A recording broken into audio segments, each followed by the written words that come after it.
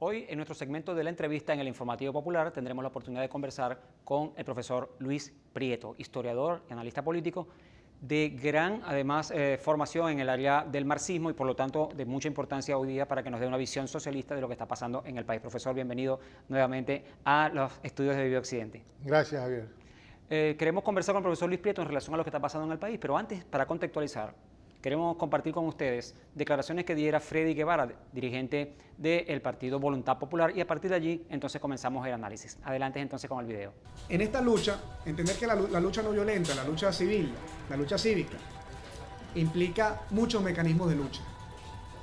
Implica movilizaciones, implica marchas, concentraciones, implica actos simbólicos, implica tomas, implica boicots económicos. Hay una gran cantidad de cosas que nosotros vamos a tener que empezar a hacer uso hasta lograr que Venezuela haya un cambio. Implica boicots económicos, implica boicots económicos, implica boicots económicos, implica boicots económicos, implica boicots económicos. Bien, ¿qué está planteado en el país? ¿Tenemos una oposición realmente democrática, profesor Luis Prieto? ¿Estamos hablando de un proyecto realmente democrático que viene adelantando la Mesa de la Unidad Democrática? No, mire, yo particularmente creo que no. Y al igual que mi persona, pues un grupo grande de venezolanos que hemos compartido ideas y observamos que lo que existe es un intento reiterado por tratar de controlar, de dominar a amplios sectores de la población, incluso, Javier, que es lo más triste, más lamentable, y deja de ser democrático, utilizando el hambre como instrumento, como arma de guerra, que no es nada nuevo, no es un invento de Freddy Guevara, no es un invento de estos señores fascistas que están agrupados ahí en esa cosa horrenda llamada la Mesa de la Unidad Democrática. Yo pudiera decir, por ejemplo, que esa fue una de las estrategias planteadas por Sun Tzu, recuérdate tú, muchos años antes de Cristo, para dominar y controlar al enemigo. Para controlar y dominar al enemigo, decía Sun Tzu, hay que limitar el acceso a los alimentos. Pero no solamente Sun Tzu, vengámonos rápidamente y veamos, por ejemplo, que durante la Segunda Guerra Mundial Hitler lo hizo contra los holandeses. En unas primeras de cambio murieron 20.000 personas precisamente por el control que Hitler hizo del suministro de alimentos. Y lo hizo también el mismo el señor Winston Churchill para dominar y controlar a los alemanes, que venían pues avasallando y controlando Europa de manera bien significativa. Cortándole el suministro de alimentos a los alemanes, ya eso permitió, junto a la resistencia de los rusos, poder dominar, controlar y aniquilar a Hitler y a su ejército criminal fascista, ¿ya?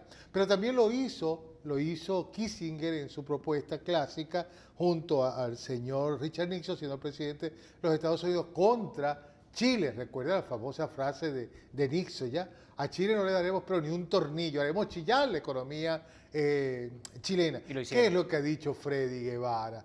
El hombre es tan torpe, es tan idiota, tan retrasado mental, que está diciendo un barbarismo, ya que puede ser considerado, de acuerdo al Estatuto de Roma, como un crimen de lesa humanidad, como está establecido en su artículo 7, todo aquel que limite el acceso a los alimentos y a las medicinas es considerado un criminal de guerra. Que, por cierto, no solamente sería Freddy Guevara como el portavoz de esta estrategia, sino quienes controlan la distribución de alimentos y la producción de alimentos en el país, como es el señor Lorenzo Mendoza. Habría que aplicarle... No hay ninguna duda de que estamos entonces en una guerra económica, profesor, porque todavía Por supuesto que es una guerra y no es un acto totalmente democrático, es un acto de guerra, es un acto criminal. Aniquilar al pueblo venezolano, la resistencia venezolana ante la arremetida que el imperialismo norteamericano quiere darnos ya para controlar lo que en el fondo subyace de este conflicto, de este enfrentamiento entre el imperio y el gobierno venezolano, que es las reservas petroleras. Que nadie se equivoque, compañero. Ahí lo que está de por medio es el control de los 542.000 millones de barriles de petróleo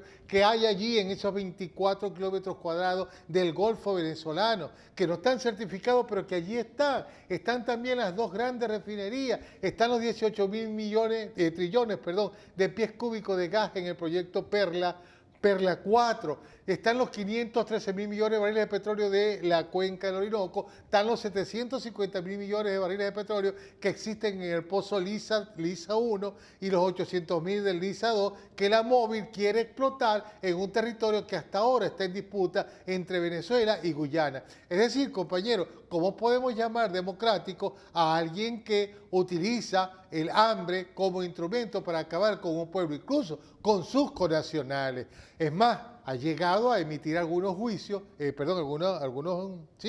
unos juicios bien temerarios, ya cuando están instigando a un enfrentamiento armado entre oposición y gobierno, a objeto de que aquí suceda una gran matanza, una gran guerra civil, como la que sucedió en Ruanda, cuando un periodista, hábilmente a través de un emisor y una revista, lograron un enfrentamiento entre los Tutsis rebeldes y los Tutsis moderados y murieron 800.000 personas.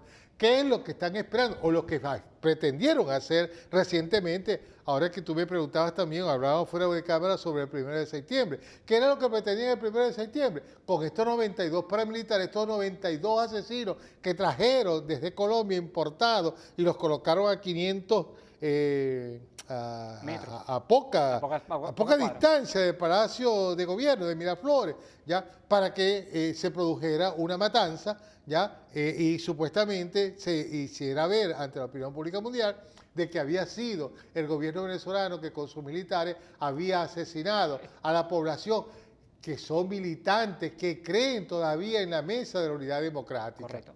Profesor Prieto, ahí estamos hablando entonces de dos momentos, porque estamos hablando primero de la guerra económica como tal, como arma para precisamente doblegar la resistencia del pueblo venezolano y, por supuesto, derrotar a la revolución bolivariana, cosa que no han podido hacer por otra vía. Pero además de eso, usted me está hablando de un enjambre de intereses a nivel internacional que tienen que ver con el imperio estadounidense, que tienen que ver además con el petróleo, como arma fundamental para la economía planetaria.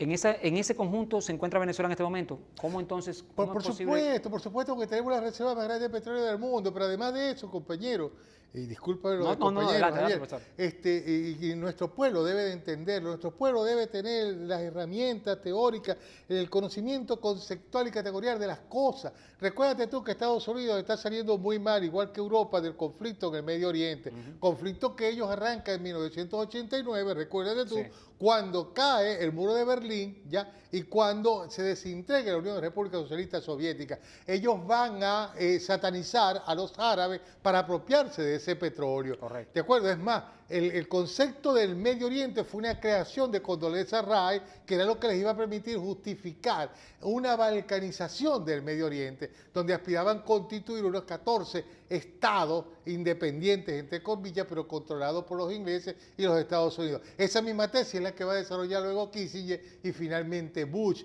cuando se inicia el asalto a Afganistán después de haber ellos demolido las Torres Gemelas y todo lo que ha devenido posteriormente con lo que dieron en llamar la primavera árabe, que yo ahora hablo de la primavera latinoamericana, porque hay un proceso de recolonización no solamente del mundo, sino también de América. Una recolonización del patio trasero de los Estados Unidos, que hasta ahora la había visto perdida con el proyecto revolucionario que encarnó el presidente Hugo Rafael Chávez Frías con el socialismo del siglo XXI. Es decir, que no es casual lo que ha sucedido en Brasil recientemente con Dilma, lo que sucedió en Argentina, la colocación de las bases militares en la triple frontera, donde casualmente está el acuífero Guaraní, uno de los acuíferos de agua dulce más grandes del mundo. Han montado una base militar frente a la reserva de petróleo de Presal en Río de Janeiro y otra en las Islas Malvinas, llamada por ellos las Islas Falkland. ¿De acuerdo? Es el reacomodo del patio trasero, el patio trasero del que no han desistido, claro, que se inició con las tesis de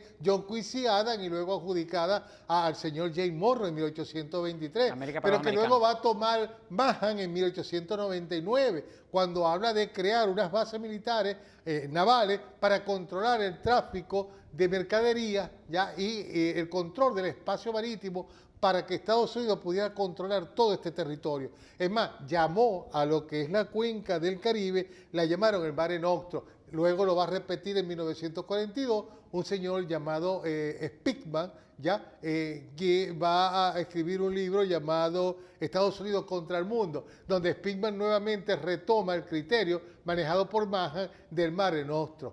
Y esa es la misma tesis de Brzezinski, es la misma tesis de Obama, es la misma tesis del Club Bilderberg, es decir, compañeros, es la tesis del imperio. Profesor, la tesis del imperio para controlar este territorio, porque además Javier, permíteme. Sí, sí, adelante. En Bolivia, por ejemplo, el 80% del litio que hay a nivel mundial lo tiene Bolivia. Tenemos coltán, tenemos oro, tenemos diamantes, Agua, tenemos gas. bauxita, tenemos agua, tenemos gas. Es decir, compañero, esta es una gran mina a cielo abierto que Estados Unidos no quiere que los pobres puedan disfrutar de lo que histórica y naturalmente les Nos ha corresponde. pertenecido o correspondido. Profesor, ¿por qué si esa arma de guerra ha sido tan eficiente en otros contextos, en la Segunda Guerra Mundial, como usted habló, en la época de Sun Tzu, también en el caso de Chile, ¿por qué en el caso venezolano no ha logrado su cometido? Pero hasta ahora no ha logrado su cometido y esperemos que no lo logre. Y que no lo logre, porque ha por supuesto. habido una participación masiva del pueblo, hemos logrado superar algunas dificultades, algunas deficiencias, hemos mejorado a nivel de la comunicación, hemos mejorado a nivel de la formación sociopolítica, hemos logrado mejorar todo lo que ha sido la agitación, la propaganda, la organización popular, hemos logrado vencer la guerra económica con la puesta en marcha de los CLAC, ¿ya? Los CLAC, pero también hemos logrado limitar o frenar el avance de los grupos armados paramilitares traídos por la derecha venezolana con la implementación de la OLP, que pudiera ser ampliada ya y garantizar el exterminio, diría yo, digamos el aniquilamiento de lo que son estas bandas armadas criminales que asesinan como buenos mercenarios a nombre del dios dólar. Así es. Bueno, profesor, lamentablemente el tiempo es muy corto en la entrevista. Le queremos dar las gracias por su participación. Bien, pero bien claras sus impresiones y por supuesto nos está dando claridad también histórica de lo que viene ocurriendo en el país. Gracias por su participación, profesor Luis. No, gracias a ustedes, Javier, y siempre a la orden, hermano. Muy bien. Bien, y de esta manera con el profesor Luis Prieto, historiador y analista político, tuvimos la oportunidad de escuchar un análisis de lo que viene pasando en el país en función de la guerra económica y cómo se enmarca dentro de lo que es en general lo que vino ocurriendo a nivel internacional y por supuesto la participación de la derecha de los Estados Unidos, el imperio estadounidense. A todos ustedes les invitamos a que sigan con el Informativo Popular, noticias, notas de prensa, reportajes desde cualquier parte del país, llevándoles a ustedes lo que viene desarrollando el poder popular en la construcción de la patria nueva. Adelante, estudios.